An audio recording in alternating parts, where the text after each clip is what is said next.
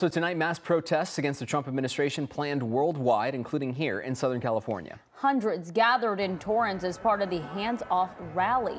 They're upset with the Trump administration for many immigration to the economy.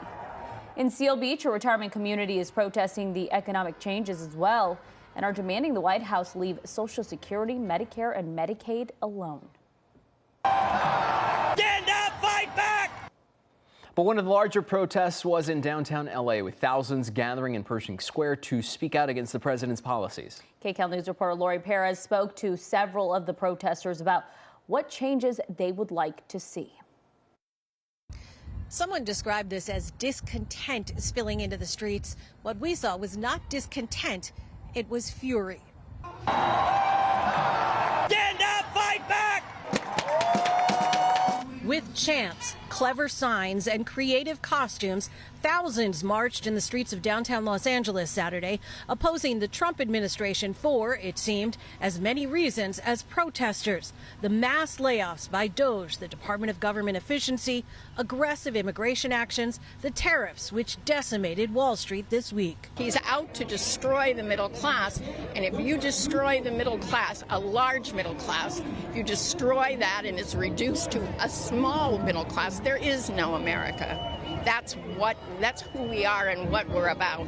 The massive crowd marched from Pershing Square to City Hall, on either end hearing from speakers critical of what the president and Elon Musk, the world's richest man and head of DOJ, are doing to overhaul the government and expand presidential authority. We have a hard at least 3 years going ahead of us, and we need to let people know that it's okay to speak up, it's okay to fight back, it's okay to say the government is not a god, it's not a god system, it's not above any of us.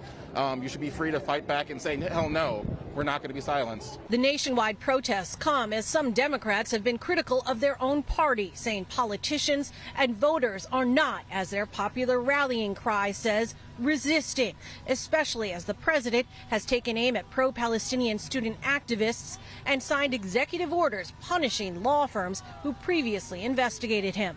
College student Christian Sanchez says he is worried. I take a Chicano studies class. Right now that's getting labeled as hate speech, and I'm really worried about that. I'm like, this is really important to our culture, and for it to be targeted as hate speech, or you can't talk about it, or it's like it goes to the point where we close our doors now. We're scared of someone walking by and saying you can't teach that. This is deja vu for some in this crowd who say they marched in his first term and before the last election.